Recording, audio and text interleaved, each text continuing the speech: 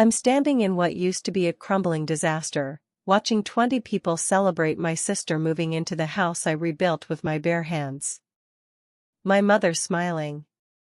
My father's giving a toast.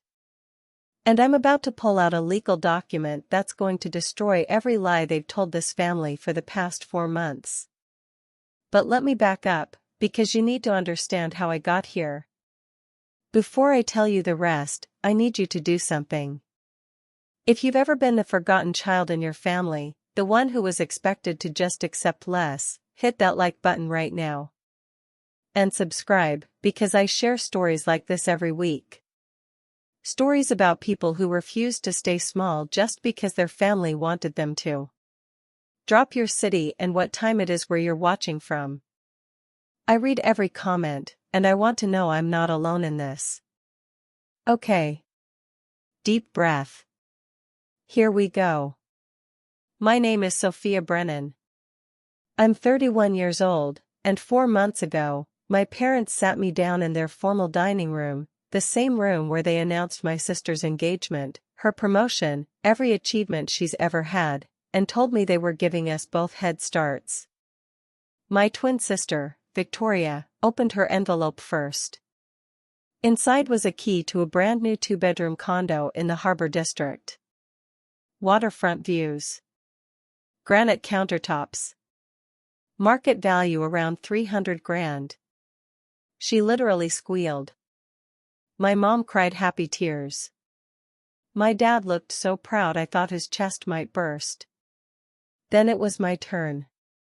I opened my envelope, and inside was a single rusted key and a handwritten address I didn't recognize. No card. No explanation. I looked at my dad. What is this? He cleared his throat. It's a fixer-upper. Out in Pinewood County. Needs work, but you're good with your hands, aren't you? You're good with your hands. That's what he said. Like I should be grateful for scraps because at least I know how to use a hammer. My sister, Victoria, leaned over with this sympathetic smile and whispered, "At least it's something, right, Sophie?" I didn't argue. I just folded the paper, put it in my pocket, and left. What I didn't know then was that my father had deliberately chosen the worst property in my late grandfather's estate portfolio. He'd skipped over 4 livable houses to give me the one that was practically condemned. The next morning, I drove out to see it. And what I found there, honestly, I should have walked away.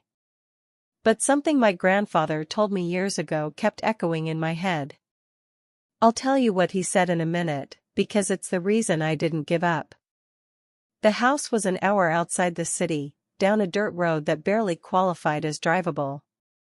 When I pulled up, I just sat in my truck staring at it. The roof had caved in on one side. 2 windows were shattered and covered with moldy plastic sheeting. The porch was rotting through. Weeds had swallowed the yard. Inside was worse. Black mold on the walls. Exposed wiring hanging from the ceiling. The kitchen floor was so warped it felt like walking on a trampoline. I sat on the one step that didn't collapse under me and called the only person I trusted, my best friend, Jamie Torres. She's a real estate paralegal.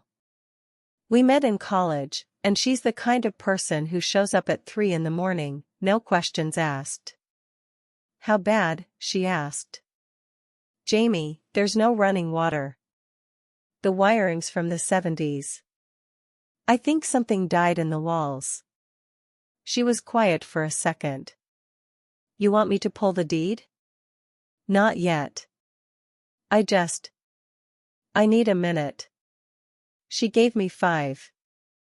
When I hung up, I thought about my grandfather, Thomas. He taught me carpentry when I was 11 years old. We built a swing set together in his backyard, and he told me something I've never forgotten. Sophie, your hands can build anything your heart believes in. Don't ever let anyone convince you otherwise. I looked at that broken house and made a decision. If they wanted me to fail, I'd prove them wrong. I spent that night crunching numbers. Roof repairs, 9,000. Plumbing, 7. Electrical, 8. New flooring, drywall, fixtures, total estimated cost, $42,000. I had $14,000 in savings. So I made a list of what I could do myself. And let me tell you, that list was long. But there was one thing I didn't account for. One detail that would later become the key to everything. I'll tell you what it was, but first, you need to know what happened when my family found out I was actually going through with it. The first week, I ripped out the rotted kitchen floor myself. Every single board. Hauled the debris into a rented dumpster. My back screamed. My hands blistered. A woman from the property next door, her name was Helen, maybe 70 years old with silver hair and the sharpest eyes I've ever seen, leaned over the fence and watched me work. "That's a lot of house for one person," she said. "Yeah." She disappeared and came back with a thermos of iced tea. Handed it to me without a word. Then she said something that stuck with me. "This land used to belong to Thomas Brennan." "You related?" I stared at her.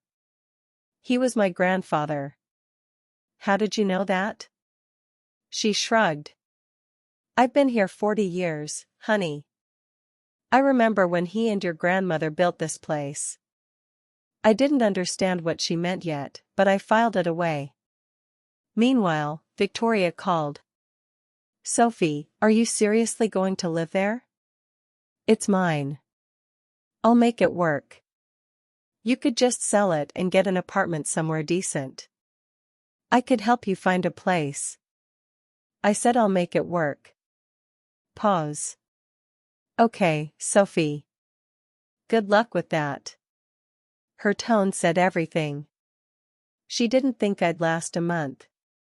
My mother texted that afternoon, "Don't waste your money, Sophia. Your father knows what he's doing." I didn't reply. Instead, I went to the hardware store and bought 300 pounds of lumber. Real quick, if you're loving this story, do me a favor and share it with someone who needs to hear it. Someone who's ever been underestimated by the people who were supposed to believe in them. And if you haven't subscribed yet, now's the time. Hit that button, because this story is about to take a turn you won't see coming. 8 weeks in, I'd burned through every dollar I had. My savings account had exactly 73 cents left. But the house? The house was transforming. New subfloor. Fresh drywall. A roof that didn't leak. I'd designed and built custom kitchen cabinets from reclaimed oak, dovetail joints, soft close hinges, the whole deal. I posted a few photos online. Just casual before and afters on Instagram. The comments poured in. "Wait, you did this yourself? This is incredible. You should start a business." For the first time in my life, I felt like people saw me. The real me. Not the other twin. Not the daughter who wasn't worth investing in. But then my dad showed up. No warning. No phone call. He just appeared in the doorway one Tuesday afternoon, hands in his pockets, looking around like a health inspector. He walked through the living room. Opened a cabinet door. Ran his hand along the countertop I'd sanded and sealed myself. He didn't say good job. He didn't say anything for a full minute. Then, not bad. I waited. Don't get too attached, though. My stomach dropped. "What does that mean?" He looked at me. Completely expressionless. I said what I said. And he left. I stood there in the kitchen I'd built with my own hands and felt ice slide down my spine. Because the way he looked at the house wasn't pride. It was calculation. What I didn't know, what I wouldn't discover until later, was that my father had been planning this from the beginning. And the person who helped me uncover the truth? I never would have guessed. Let me tell you what happened next. 2 days after my dad's visit, I stopped by Victoria's condo to pick up a drill I'd lent her months ago. She wouldn't answer the door. "Vic, I just need the drill." "I'm busy, Sophie." "Just leave. I'll drop it off later." But I was already standing in the hallway, and I saw what was piled outside her door. Boxes. Dozens of them. Amazon packages stacked so high they blocked her doormat. Designer shoe boxes. Clothing bags. A brand new flat-screen TV still wrapped in plastic. I knocked again. "Victoria, are you okay?" Her voice was strained. "I'm fine. Just go." Then I heard her phone ring inside. She answered, and her voice dropped to a whisper, the kind of whisper people use when they're hiding something. "Mom, I just need more time. The credit card company keeps calling." Pause. "No, I haven't told Dad." "Please don't tell Dad." My mother's voice came through faintly. "We'll figure it out, sweetheart. Just, don't worry." I stood there for 10 seconds. Then I left without saying a word. In my truck, a memory surfaced. I was 17. I caught Victoria taking money from our grandmother's purse. A 20. A 50. Grandma was napping in the next room. I told my dad that night. He turned on me. "Stop making up stories about your sister, Sophia." I learned something then. In this family, the truth only mattered when it came from the right daughter. Now, sitting in my truck outside Victoria's building, I wondered, how much does she owe? And what happens when Dad finds out? 11 weeks into the renovation, the house was almost finished. New floors. New walls. A kitchen that looked like something out of a magazine because I'd built every inch of it. Then, one Thursday evening, my parents showed up. No warning. My dad walked in like he owned the place. My mom drifted through the rooms, touching everything. The countertops. The cabinets. The walls I'd plastered and painted. She didn't compliment me. She catalogued. My dad stood in the center of the living room. "Your mother and I have been talking." My chest tightened. "Victoria needs this house." The room tilted. "What?" My mom stepped closer, her voice soft. "Practiced. There were complications with her condo, honey. She can't stay there anymore." I looked at my dad. "What kind of complications?" He ignored the question. "The deed is still in my name, Sophia. This house belongs to me. You have 48 hours to move out." My hands were shaking. I pressed them flat against the counter. My counter. I rebuilt this house. Every wall. Every floor. Every. My property, my dad said. My land. My decision. My mom's voice was syrupy. "We'll make it up to you, sweetheart. This is what's best for the family." I stared at them both. And I said 5 words. "I need to make a phone call." I know some of you are yelling at your screens right now. Trust me, I was screaming inside too.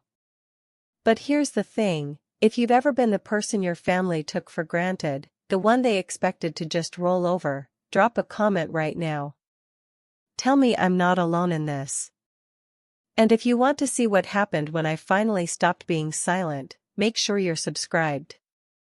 Because what comes next, it's going to blow your mind. It was midnight when I called Jamie. She picked up on the first ring. "What happened?"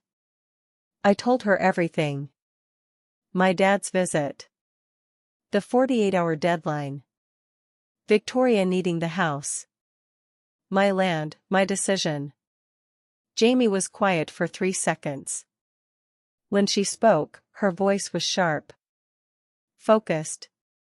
Is the deed in his name? He says it is. Did you ever see the paperwork? A transfer document? Anything notarized? No. He said he'd handle it. That's the first problem. A pause. The second, who actually owns the land? Something clicked in my head. Helen's voice, this land used to belong to Thomas Brennan.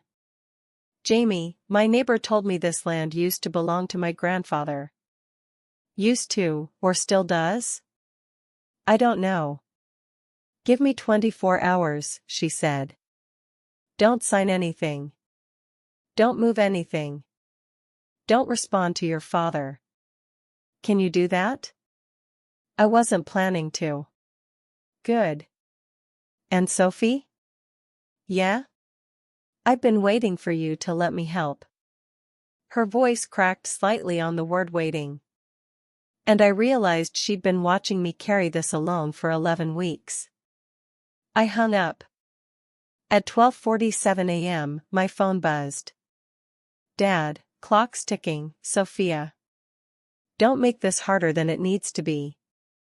I read the text. I didn't reply. For the first time in 31 years, I chose not to make things easier for him.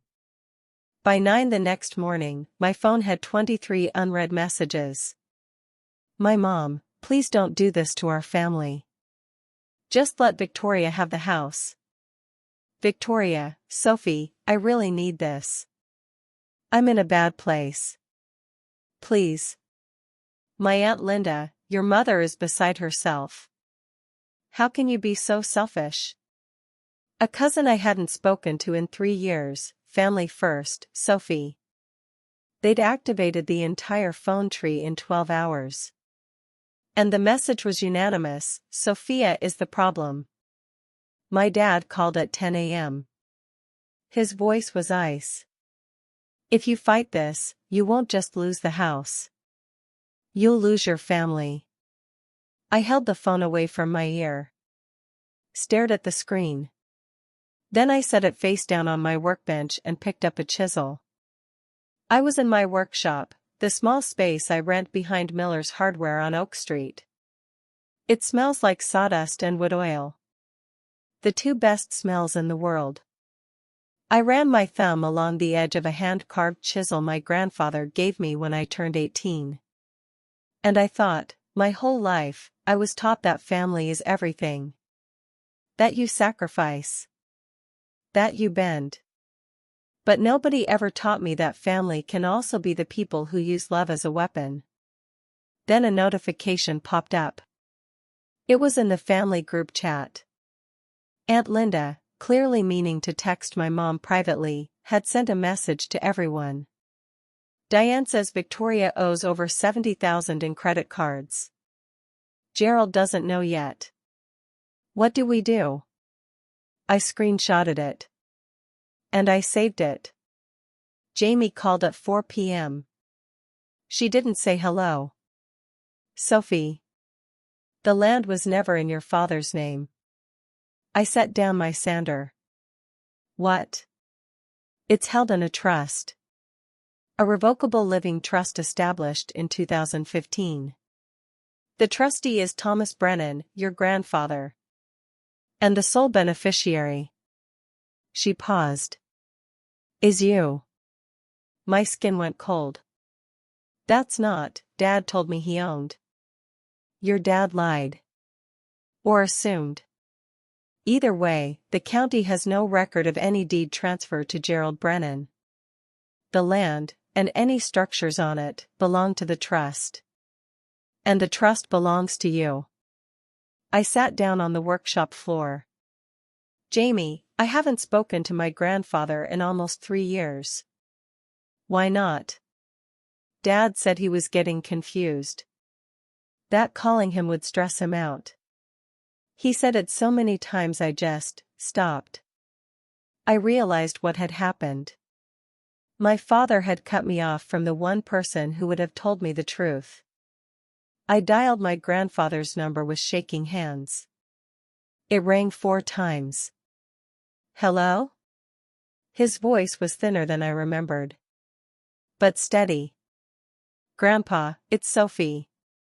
Silence. 1 beat. 2.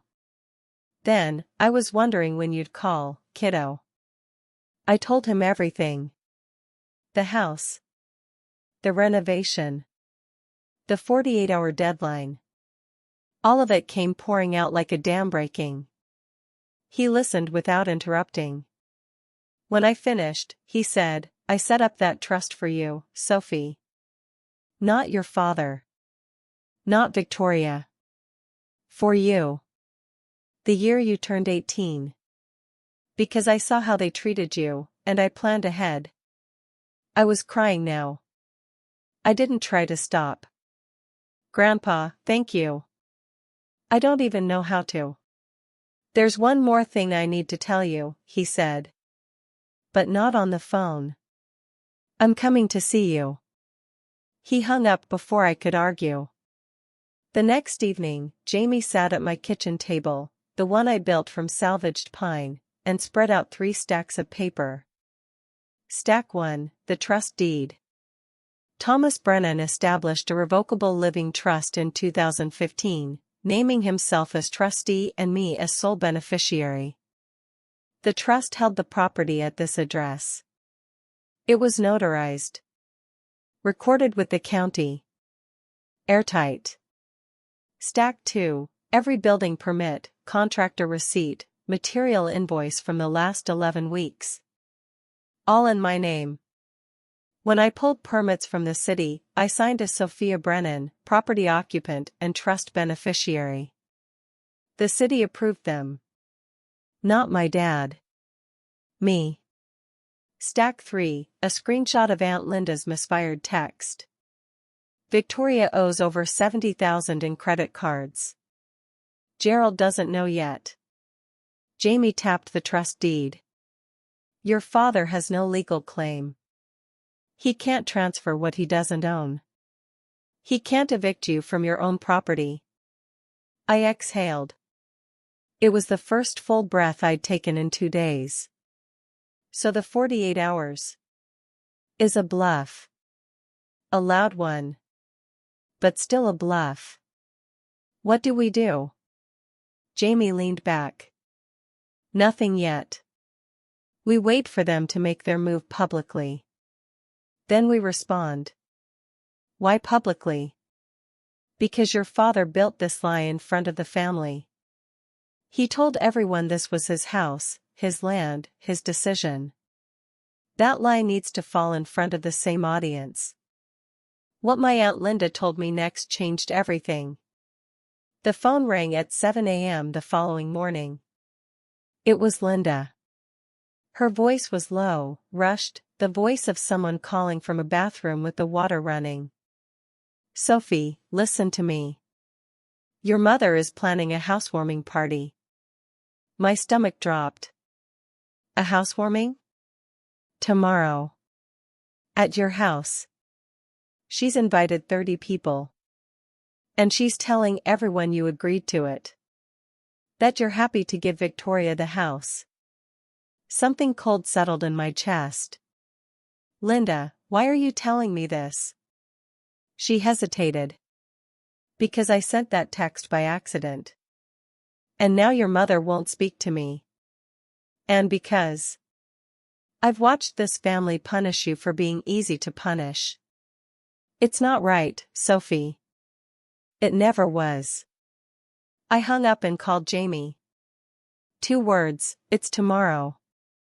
I'll be there. No hesitation. And then she added, so will your grandfather. He's already on his way. My grandfather. 82 years old. Bad knees. Drives a Toyota older than I am. And he was already on the road. I arrived at 9 a.m. The front door, my front door, the one I'd stripped and refinished by hand, was propped open with a doorstop I'd never seen before. Inside, the house was unrecognizable. My mother had been there since dawn. New throw pillows. A tablecloth I didn't buy. Platters of food covering the countertops I installed. Hanging from the living room archway, pink and gold balloons. A glitter banner that read, "Welcome home, Victoria." 30 people filled the rooms. Aunts, uncles, cousins. My mom's book club friends. 3 neighbors I'd waved to but never met.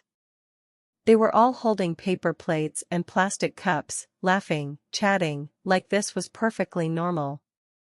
Victoria stood in the center of the living room. Hair blown out. New dress. Smiling. My dad had his hand on her shoulder. Proud father pose. He saw me in the doorway. Sophia came to congratulate her sister, he announced. That's what family does. 30 heads turned. 30 smiles aimed at me. I felt them like heat lamps. My mom appeared at my elbow with a glass of lemonade. Be gracious, honey. This is hard for all of us. Great Aunt Margaret patted my arm. Such a generous thing you did, Sophia. Giving your sister this beautiful home. I looked at her. I didn't give anyone anything. The patting stopped. Margaret blinked. My dad's voice dropped. Low. A warning. Sophia. Not here. Victoria glided over, voice like silk. Sophie, we talked about this. It's for the best. I looked around the room. 30 pairs of eyes. Not one of them knew the truth. And every single one was looking at me like I was the villain. Outside the window, I caught a glimpse of Helen. She was standing on her porch, arms crossed, slowly shaking her head. It happened in the kitchen. Victoria followed me in. The moment we were out of earshot, the mask fell off. You should thank me, honestly. I turned around. For what? For giving you a reason to finally do something with your life. She leaned against the island I built, and examined her nails. You'd still be making cutting boards in that sad little workshop if it wasn't for me. My jaw tightened. I built this kitchen, Victoria. These cabinets. That island. With my hands. And they're mine. She smiled. No. They're mine. That's how it works in this family, Sophie. I thought you understood that by now. She opened a cabinet. Inside, my mother's casserole dishes. Already unpacked. Already at home. Victoria pulled out a glass. Filled it from the faucet I connected. Drank. Looked at me over the rim. Dad said you can take your tools when you leave. I don't need them. She walked back into the living room. I heard my dad's voice rise over the noise. If I could have everyone's attention, please. I followed her out. My dad was standing by the fireplace, the surround I'd restored from the original woodwork, raising a glass. To family, he said. And to Victoria's beautiful new home. 30 glasses lifted. 30 voices repeated, to Victoria. I stood in the back of the room. My hands were fists at my sides. I didn't say a word. Not yet. I was listening for something. A knock at the door. And then it came. 3 sharp knocks. Firm. Professional. My dad frowned. My mom glanced at the door. Nobody moved. I did. I crossed the room and opened the front door. Jamie stood on the porch. Navy blazer. Leather briefcase. Her face was calm, but I could see the edge in her posture, coiled, ready. She nodded at me once. Behind her, moving slowly up the porch steps with a carved wooden cane, was my grandfather. Thomas Brennan. 82 years old. Silver hair. Eyes sharp enough to cut glass. My dad's voice from behind me, "Who invited you?" Jamie stepped inside. "No one. I'm Ms. Brennan's legal counsel. She doesn't need a lawyer. This is a family matter." Jamie set her briefcase on the dining table. "With respect, Mr. Brennan, property transfer is a legal matter." The room went still. 30 people holding plates and cups. Frozen mid-bite. Victoria's smile dissolved. Then my grandfather walked in. I took his arm. He patted my hand without looking at me. His eyes were locked on my dad. He surveyed the room slowly. The balloons. The banner. The food on counters that I built. He read the glitter letters, "Welcome home, Victoria." He turned to my dad. The room held its breath. He said one sentence. Quiet. Clear. The kind of sentence that lands like a gavel. "Gerald, whose land do you think this is?" My dad opened his mouth. Nothing came out. My grandfather pulled out a chair. Sat down. Folded his hands on the table. "Sit down, son. You're going to want to sit for this." Jamie opened the briefcase. The click of the latches was the loudest sound in the room. She pulled out a document. Crisp. Bound. Notarized. She set it on the table so everyone could see the county seal. "If I may have the room's attention." Her voice wasn't loud. It didn't need to be. "This property, the land and every structure on it, is held in a revocable living trust established by Thomas Brennan in 2015. The sole beneficiary is Sophia Brennan." My dad took a step forward. "That's not possible. My father gave me." "I gave you nothing, Gerald." My grandfather's voice cut the room like a blade. "He didn't raise it. He didn't need to. I let you use the address for mail. I let you believe what you wanted. But I never transferred the title. It was never yours." Jamie continued. "Mr. Brennan, you hold no deed, no title, and no legal authority to transfer this property to anyone. Furthermore, every building permit, every contractor invoice, every material receipt for the renovations performed over the past 11 weeks is filed under Sophia Brennan's name. She is the legal owner of all improvements." My mom's voice cracked. "Dad, how could you do this to us?" My grandfather looked at her. Steady. Unblinking. "I did this for Sophia. Because you two couldn't." The room erupted. 30 people who walked in thinking this was a housewarming realized they'd been invited to a lie. Great-Aunt Margaret turned to my dad. "Gerald, you told us this was your house." My dad said nothing. His face was the color of raw meat. And then my grandfather added quietly, "To no one and everyone. I set up this trust the year Sophia turned 18. Because I saw how you treated her, Gerald. I saw it. And I planned ahead." For a moment, nobody breathed.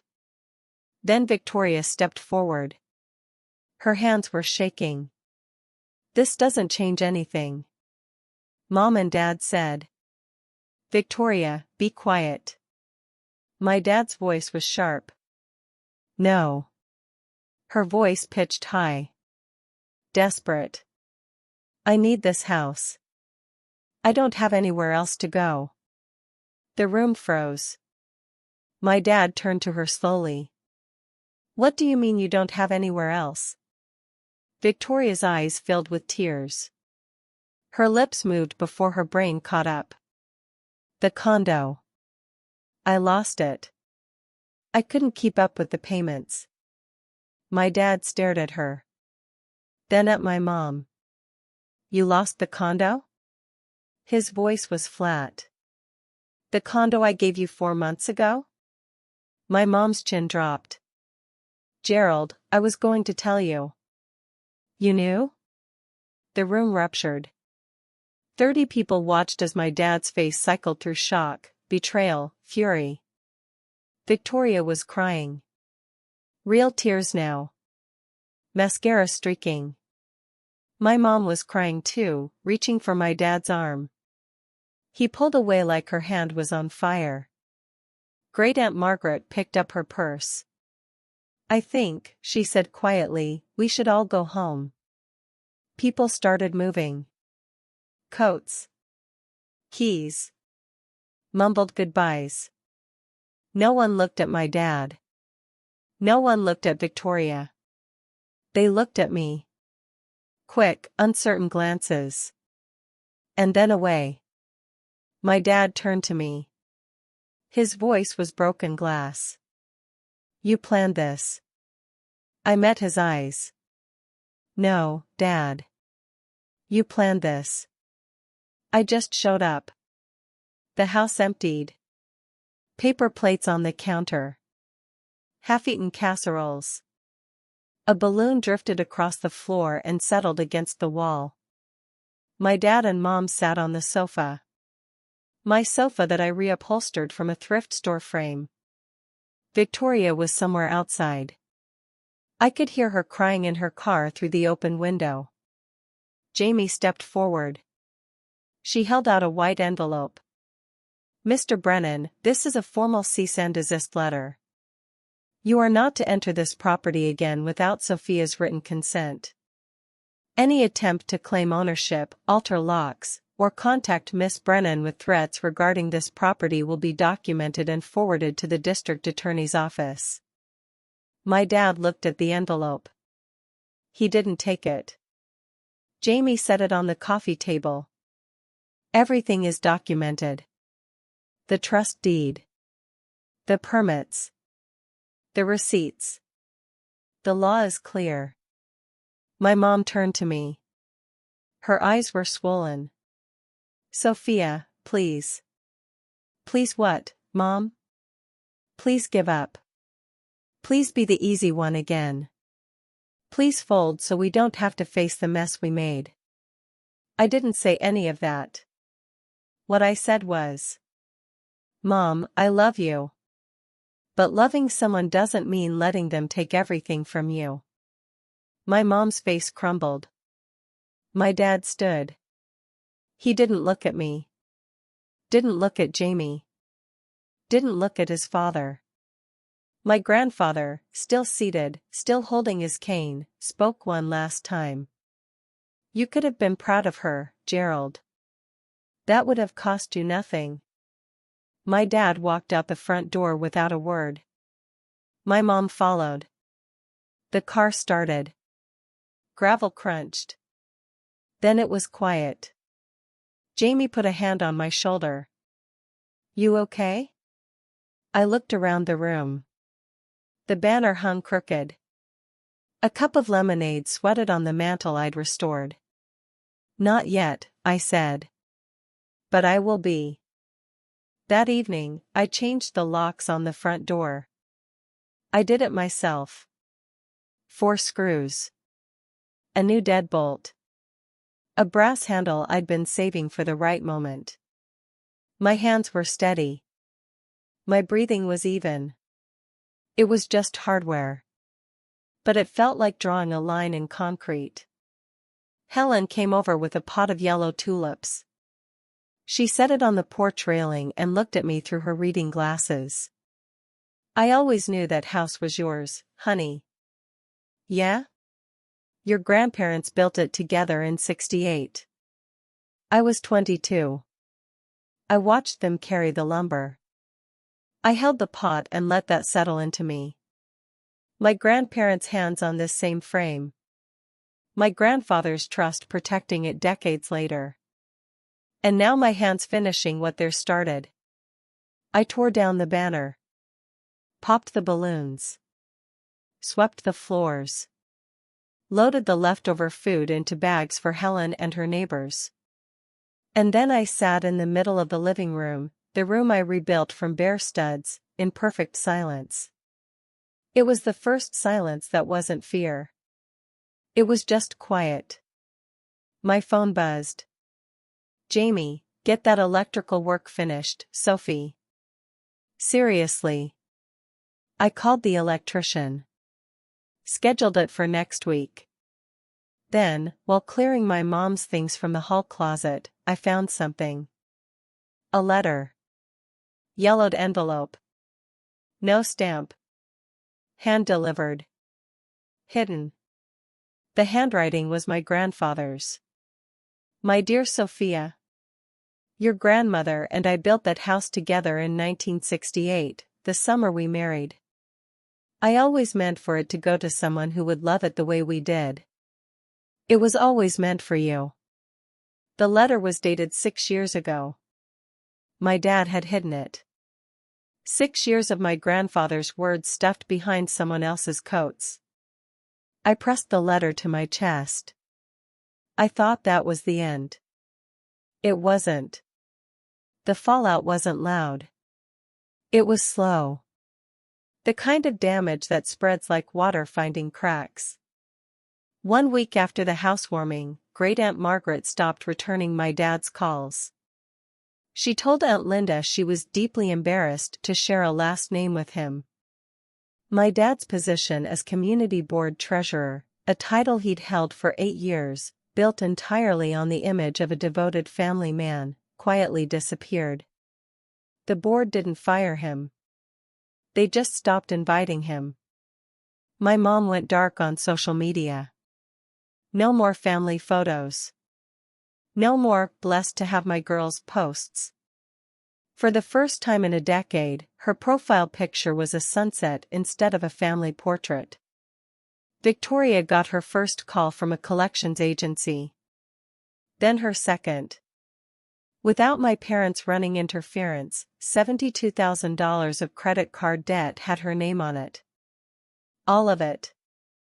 3 weeks later, I got an email from a reporter at Timber and Home magazine. She found my renovation photos online.